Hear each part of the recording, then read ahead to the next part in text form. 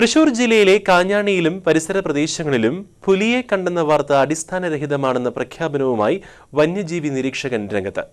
പ്രദേശത്ത് നീലഗിരി കടുവ എന്ന വർഗത്തിൽപ്പെട്ട ജീവിയാണ് ജനങ്ങളിൽ പരിഭ്രാന്തി പരത്തിയതെന്ന് കോട്ടയം സ്വദേശിയായ ഡിജോ തോമസ് വ്യക്തമാക്കുന്നു.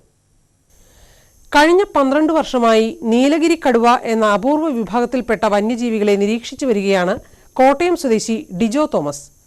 ലോകത്ത് കേരളത്തിൽ മാത്രം കണ്ടുവരുന്ന നീലഗിരി കടുവ പലപ്പോഴും പുലിയായോ കടുവയായോ തെറ്റിദ്ധരിക്കപ്പെടാറുണ്ടെന്നും ഡിജോ വ്യക്തമാക്കുന്നു. തിരുവനന്തപുരം നെയ്യാർ ഡാം പരിസരം, വിതുര, അഗസ്ത്യാർകൂടം, കള്ളിക്കാട്, അതിരപ്പിള്ളി തുടങ്ങി സംസ്ഥാനത്തെ പല വനപ്രദേശങ്ങളിലായി 30 നീലഗിരി കടുവയെങ്കിലും ഉണ്ടെന്നാണ് ഡിജോയുടെ കണക്കുകൂട്ടൽ. അതേസമയം കാഴ്ചയിൽ പുലിയേക്കാൾ വലിപ്പമുള്ള നീലഗിരി കടുവയെ സംരക്ഷിക്കുന്നതിനോ അതിനെ തിരഞ്ഞ് കാടുകളിൽ പ്രവേശിക്കുന്നതിനോ വനം വകുപ്പിന്റെ സംരക്ഷണം ഇനിയും ലഭിച്ചിട്ടില്ലെന്നാണ് ഡിജോ പറയുന്നത്.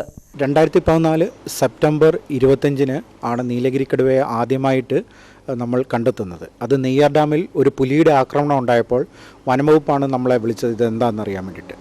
അവിടെ എത്തി അതിൻ്റെ ലക്ഷണങ്ങൾ വെച്ച് ആണ് നമ്മളത് കണ്ടെത്തിയത്.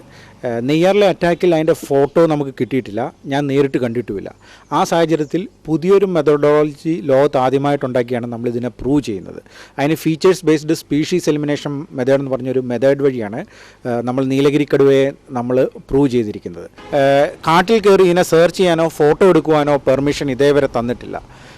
Chief wild life warden G ഹരികുമാറിന് പല പ്രാവശ്യം നമ്മൾ നിവേദനം കൊടുത്തിട്ടുണ്ടെങ്കിലും അത് പരിഗണിക്കാമെന്ന് പറയുന്നതല്ലാതെ ഇതേവരെ അതിന് പെർമിഷൻ തന്നിട്ടില്ല. ഈ സ്പീഷീസ് പട്ടികയിൽ പെടുത്തിയിട്ടില്ല എങ്കിൽ നാട്ടുകാർക്ക് ഇതിനെ തല്ലിക്കൊല്ലാം. ഇത് എപ്പം വേണേലും അങ്ങനെ ടോട്ടലി എക്സ്റ്റെൻഡായി പോകാം, ഇത്ര വളരെ എണ്ണം കുറവായതുകൊണ്ട്.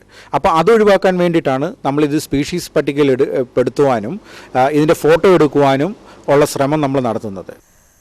ഫോട്ടോ എടുക്കുന്നതിനും അധികൃതരുടെ അനുവാദമില്ല. ഫോറസ്റ്റ് ഡിപ്പാർട്ട്മെന്റും തൃശൂർ DFO, മണ്ണൂത്തി ഫോറസ്ട്രി കോളേജിലെ ഡോക്ടർ നമീർ എന്നിവരെല്ലാം നീലഗിരി കടുവ എന്ന വിഭാഗം ഇല്ലെന്ന് ശഠിക്കുകയാണെന്നും വനം വകുപ്പിന് ഇവയുടെ സംരക്ഷണത്തിൽ യാതൊരു താല്പര്യവുമില്ലാത്തതാണ് ഇതിന് കാരണമെന്നും ഡിജോ സൂചിപ്പിക്കുന്നു. നീലഗിരി കടുവയെക്കുറിച്ച് അറിയിച്ചപ്പോൾ ആദ്യം കാട്ടുപൂച്ചയെന്നും പിന്നീട് ഭക്ഷണം കൂടുതൽ കഴിച്ച പട്ടിയാണെന്നും പറഞ്ഞ് തടി തപ്പുകയാണ് വനം വകുപ്പ് ചെയ്തതത്രേ.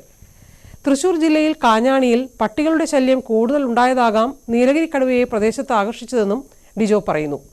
പ്രദേശത്ത് ഇപ്പോൾ പട്ടികളുടെ ശല്യം കുറഞ്ഞതായി നാട്ടുകാർ പറഞ്ഞതായും ഡിജോ വ്യക്തമാക്കുന്നു. 13ലേറെ വേരിയബിൾസ് 30ലേറെ പോയിന്റ് വെച്ച് ആണ് നമ്മൾ features based species elimination method വഴി നീലഗിരി കടുവ ഉണ്ടെന്ന് ശാസ്ത്രീയമായി നമ്മൾ തെളിയിച്ചത്. അതിന്ന് ശാസ്ത്രലോകം അംഗീകരിച്ചിട്ടുണ്ട്. എന്ന് മാത്രമല്ല 103ാം ഇന്ത്യൻ സയൻസ് കോൺഗ്രസ്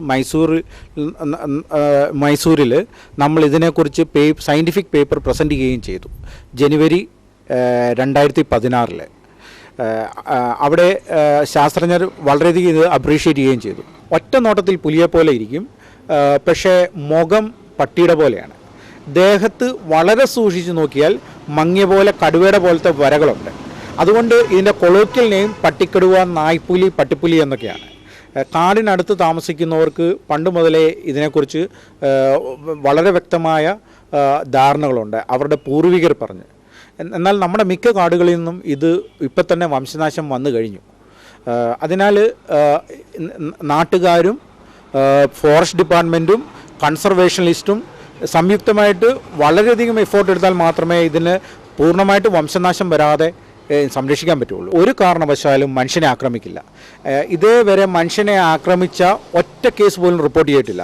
അത് നെയ്യാറിലും കാഞ്ഞാണിയിലും മാത്രമല്ല, ഇതുണ്ടായിരുന്ന കാടുകൾക്ക് അടുത്ത് താമസിക്കുന്നവരുടെ ഇടങ്ങളിൽ പോലും മനുഷ്യനെ ഇത് ആക്രമിച്ച യാതൊരുവിധ റിപ്പോർട്ട്സും ഇല്ല.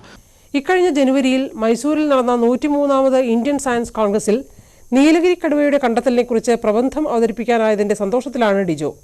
സീനിയർ ഡിഫൻസ് അനലിസ്റ്റായി സ്വയം ചെയ്യുന്ന ജോലിയിലൂടെ ഇത്തരം കണ്ടെത്തൽ നടത്താനായതിന്റെ ചാരിതാർത്ഥ്യവുമുണ്ട് ഈ കോട്ടയംകാരന്.